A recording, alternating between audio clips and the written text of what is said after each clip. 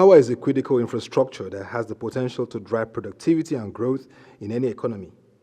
The level of reforms and policy approach in the sector is vital, and at the October edition of the Nigeria-South Africa Chamber of Commerce breakfast meeting hosted by Phillips Consulting Limited, the true state of the electricity sector in Nigeria was a major discourse. It was an opportunity for the Minister of Power, Works and Housing, Mr. Babatunde Fashola, SAN, to engage stakeholders on the developments in the nation's power ecosystem. Not only have I been privileged by virtue of my office to have traveled all the 36 states of Nigeria by road, but I have visited almost all of Nigeria's power plants, those that are in operation and those that are under construction. I've visited the National Control Center in Osogbo, and I've visited all the distribution companies in Nigeria and the major transmission substations, and I know their current state of operation. So I thought it was important to set that context because in addition to that, for 29 months, up to about a month or two ago, I held monthly meetings in different parts of Nigeria with all the operators in the power value chain. We met every second Monday of the month, unfailingly. And I think I missed only about 3 of those meetings where I had other assignments by the president. So that enabled me again to interact and to hear firsthand and to see from all of the operators. As to where we were in 2015, power generation was averaging 4,000 megawatts. That's where we were in 2015. Transmission was averaging 5,000 megawatts, and distribution was averaging 3,000 megawatts. And I use the word averages advisedly because they are peak power generation, peak transmission, peak distribution, and off-peak. As to what we promised, some of you might recall that in my first public briefing in November of 2015, as far as power supply was concerned, I opted to depart from the story of megawatts because we've had them for quite a bit. Sometimes it's 40,000 that is promised, sometimes it's 10,000, sometimes it's 50,000. I opted to depart from that because I thought that we were heading on a journey. And I thought that it was better to promise to deliver first incremental energy. And this is important because I didn't think that the people who need the energy are as much concerned about how many megawatts it is.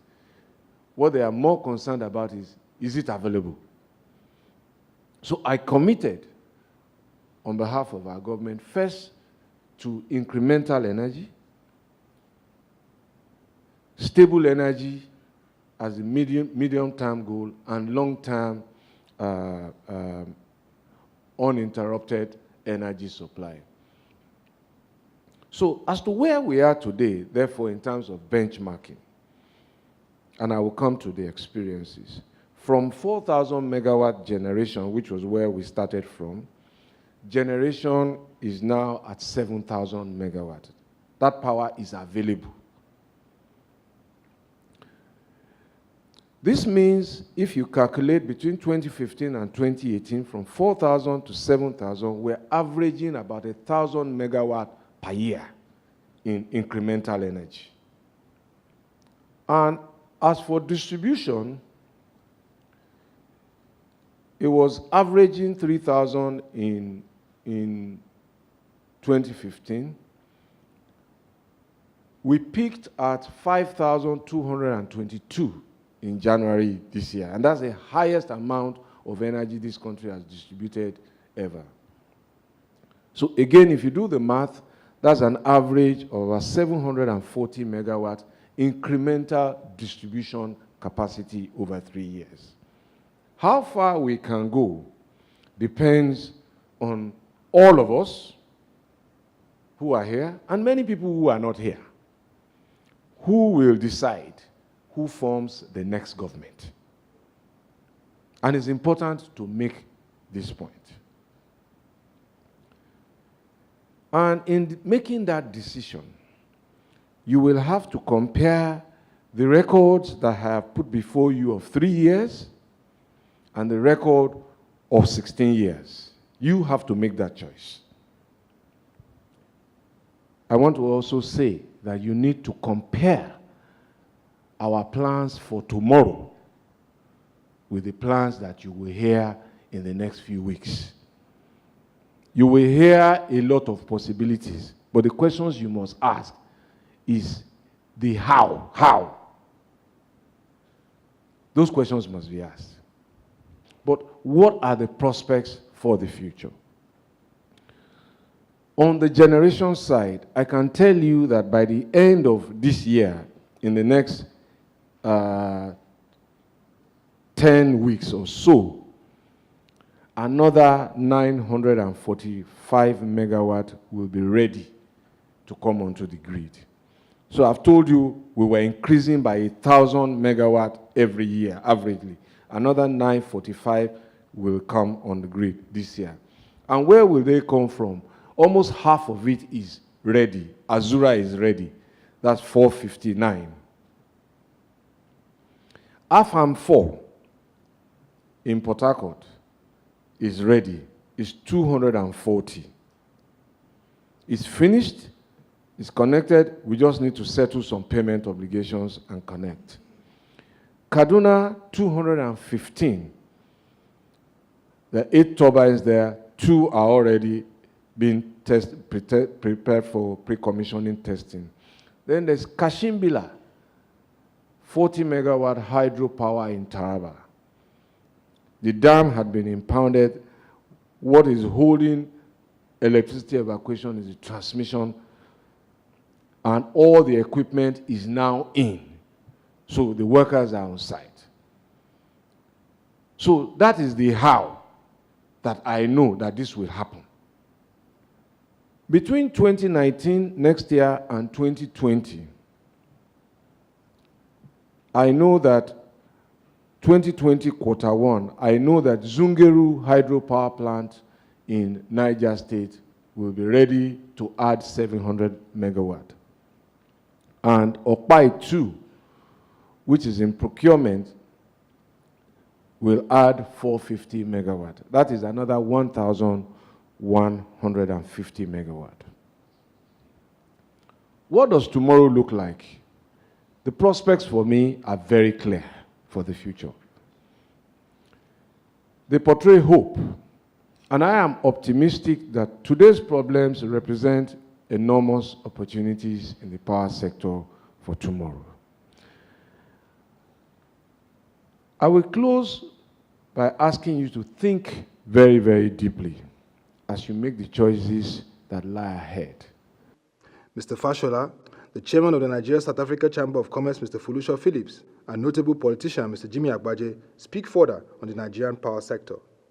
We have moved the needle forward undebatably. The problems have not all been solved, but it's a journey. It's not a big bang theory or a magic wand. Generation has improved by an average of 1,000 megawatt per annum since 2015.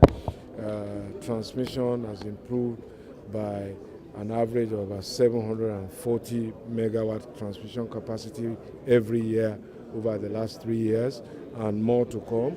So has also distribution by an average of 666 megawatt per annum. If you do the math, that is what you will see, and there's more energy to come.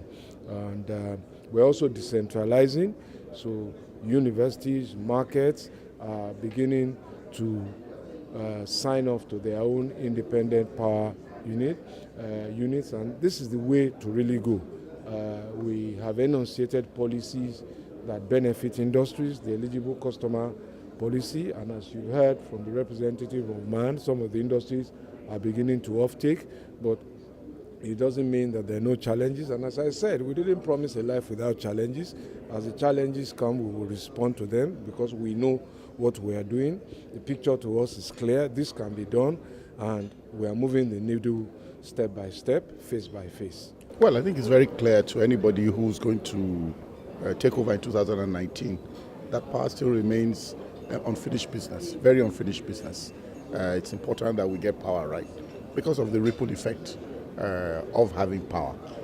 So the question then is, how well have we done? How well can we do? What are the constraints? The Honourable Minister has talked about the different aspects, the generation, the transmission, and the distribution. He's also given us statistics as to what it has been. But like I said, what matters is how much power do the people have. It's not so much how many megawatts, it's how well is it for the people. Are they paying more in terms of having power, either through public supply or through private generation? Are they paying more? How comfortable is it? These are issues that will come up. How well is business being driven? How much is eating into the profits of business? How much is eating into the private pockets of individuals at home? It's still very much work in progress. The kind of investment that we need in power to leapfrog and produce the kind of capacity that we require is one that says that speaks to how much of a friendly investment climate we have in this country. Anybody that is coming here that's going to spend billions to try and put up power the way it should be done, and it can be done, will only do so with the confidence that the economy is friendly, the economy is supportive, the economy is not one that will turn halfway through. In short, the business environment is right. I know we're doing a lot about the ease of doing business, but for me, yes, those at that basic entry level, it's fine, okay? But when you're talking about the kind of huge investment that we want, visas and so on is not an issue to a GE that wants to come and spend $100 million, or a Chinese company that says that they want to come and invest, $300 million.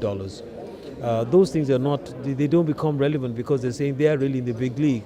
And it's that kind of investment that we want. But people will not come if they feel uncomfortable about what is going on in the environment. And, the kind of body language that has been shown from time to time, sometimes it's misinterpreted.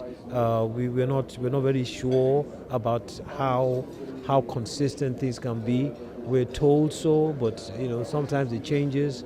And over the last, a year or so, the focus has been more political than sort of economic. So we spend more time dealing with political issues, security issues, than we are dealing with the economy itself. Beyond the policy reforms, it is very clear that for Nigeria to achieve scale in the electricity sector, it must be positioned to attract more real-time private sector investments.